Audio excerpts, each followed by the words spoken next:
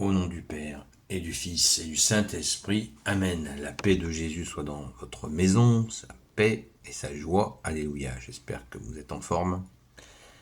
Nous lisons le Saint-Évangile de Saint Matthieu, chapitre 15, versets 21 à 28. Que ta parole, ô Jésus, rentre dans mon esprit, que ma bouche proclame ta parole et que mon cœur l'accueille. Amen. Jésus guérit la fille d'une païenne. Jésus partit de là et s'en alla vers la frontière de Tyr et Sidon.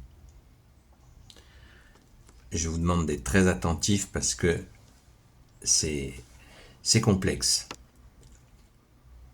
Une femme cananéenne qui venait de ce territoire arriva alors en criant « Aie pitié de moi, Seigneur, fils de David, ma fille est affligée d'un démon. » Jésus ne répond rien.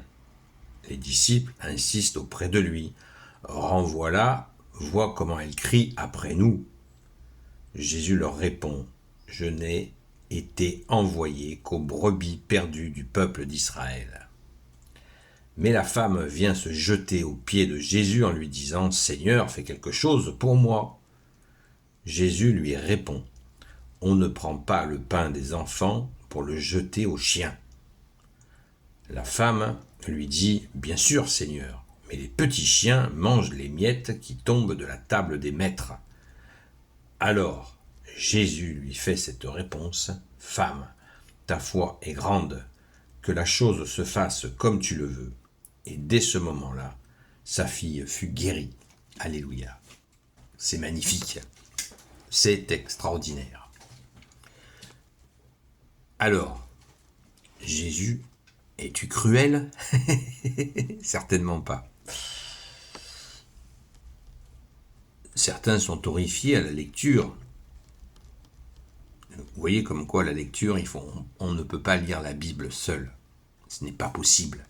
C'est un danger, car on risque de comprendre, de ne rien comprendre. Pourquoi Jésus agit-il ainsi? Merci, bien-aimé, de nous donner de quoi réfléchir, faire fonctionner notre intelligence que tu nous as donnée avec ton Père et l'Esprit Saint. Alléluia. Formons-nous, c'est du bonheur. De comprendre, c'est une grande source de bonheur. Alléluia, merci Jésus. Alors vous êtes impatient. Et vous avez raison.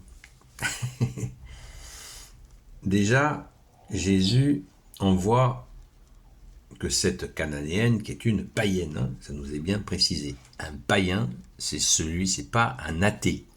Un athée ne croit à rien. Un païen croit à des divinités vides. Un faux dieu, une idole. Et pourtant, toute païenne qu'elle est, elle vient vers Jésus, mais Jésus sait qu'elle est païenne.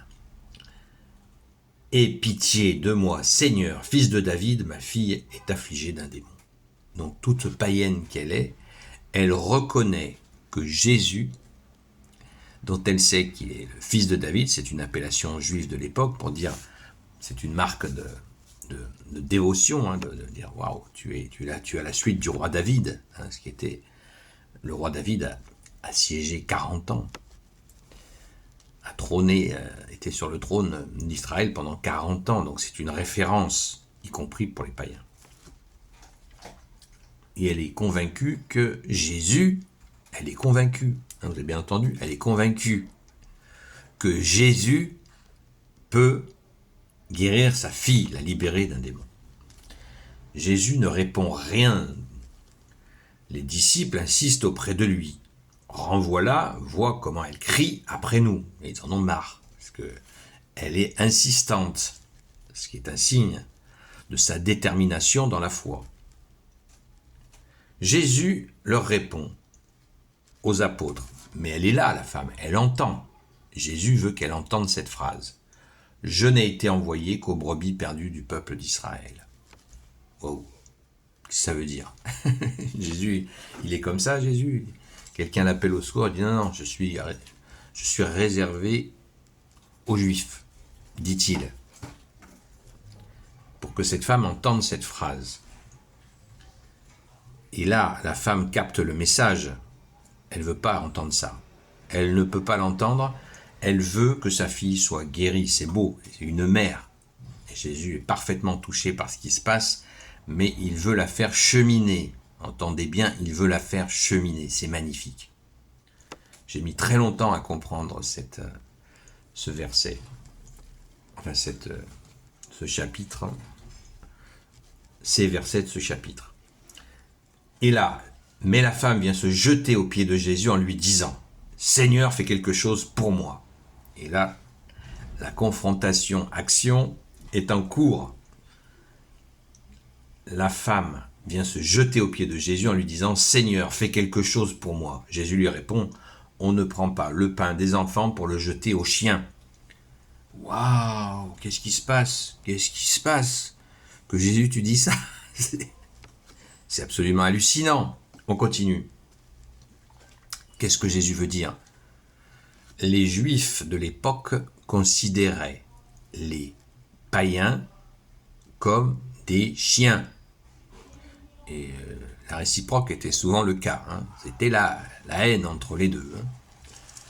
Donc Jésus est en train de dire, on ne prend pas le pain des enfants pour le jeter aux chiens. Ça veut dire que les Israélites, les Hébreux sont les enfants de Dieu, et on ne prend pas leur nourriture qui leur vient de Dieu pour le donner à des chiens, c'est-à-dire à des gens qui n'en ont que faire de cette nourriture de Dieu. J'espère que vous comprenez bien. Si ce n'est pas compris, vous me le direz dans les commentaires, on approfondira. C'est très très important. Et la femme lui dit, la femme elle pourrait être dépitée, elle s'en va, pas du tout. La femme lui dit, bien sûr Seigneur, mais les petits chiens mangent les miettes qui tombent de la table des maîtres. Alors là c'est l'apothéose, c'est l'apothéose. Regardez sa foi à cette femme.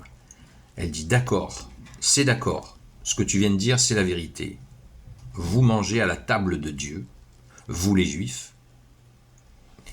mais nous les petits chiens dont vous parlez, eh bien, on va à notre place, c'est-à-dire, on va s'humilier à se mettre sous la table et attendre que des miettes tombent, des fois qu'il y ait une petite miette du festin de Dieu, auquel sont uniquement invités les Juifs, les Hébreux de l'époque. Eh bien, si nous, païens, on a une petite miette divine qui nous tombe sous la dent, eh bien, on la mangera. Vous vous rendez compte? Alors que Jésus sait très bien que de nombreux Hébreux refusent cette nourriture puissante de Dieu. Mais il l'a fait cheminer. Alors là, Jésus est touché, bien sûr, par ce qu'elle vient de dire. Et c'est toi, Jésus, qui l'a poussé dans sa position de païenne pour voir où elle en était. Jésus n'allait pas abandonner cette femme. Il a voulu la faire cheminer. Merci Jésus. Et là, c'est l'apothéose, c'est la grâce. Alors Jésus lui fait cette réponse. Femme, ta foi est grande. Que la chose se fasse comme tu le veux. Et dès ce moment-là, sa fille fut guérie. C'est merveilleux. C'est absolument merveilleux. J'espère que vous avez compris. Sincèrement, n'hésitez pas à me demander, y compris en privé si vous voulez. C'est magnifique. C'est magnifique. Vous voyez la beauté, la puissance, l'amour. Tout y est. Merci Jésus. C'est absolument émouvant. Merci Jésus d'être le roi de gloire, le Dieu de nos vies. C'est merveilleux. Merci bien-aimé Jésus. C'est trop beau. Soyez bénis. Gloire soit au Père, au Fils et au Saint-Esprit, maintenant et toujours, et pour l'éternité. Amen. Ô Jésus, toi qui peux tout et qui portes tout, toi le Sauveur, toi l'Emmanuel, l'unique Sauveur. S'il te plaît, je te confie toutes celles et ceux qui regarderont cette vidéo, ainsi que leurs proches, selon ta seule volonté, ô Jésus. Sainte Marie, Reine des cieux, toi l'Immaculée Conception, toi qui écrases le serpent, toi qui es la lune sous tes pas, toi notre Mère, Notre-Dame, Saint Joseph, toi le juste et le saint, toi le sage, toi la terreur des démons, toi le saint gardien de la Sainte Église catholique et apostolique, Sainte Marie-Madeleine, notre chère Sainte Patronne. Et vous, tous les saints et saintes, amis de Jésus, Saint Michel Archange, qui est comme Dieu, Saint Gabriel Archange, Saint Raphaël Archange, et vous, tous les anges qui servez Jésus, je vous confie toutes celles et ceux qui regarderont cette vidéo, ainsi que leurs proches, selon ta seule volonté, ô Jésus. La paix de Jésus soit dans votre maison. Rendez-vous ce soir à 20h pour le direct sur la chaîne Seul Jésus Sauve sur TikTok. Là où le mal abonde, la grâce surabonde. Merci Jésus d'être le roi de gloire, le Dieu de nos vies. N'hésitez pas à poser des questions. N'hésitez pas. Vous pouvez le faire en privé, en message privé, ou écrire à ami avec un S, marimadeleine@gmail.com. À très vite.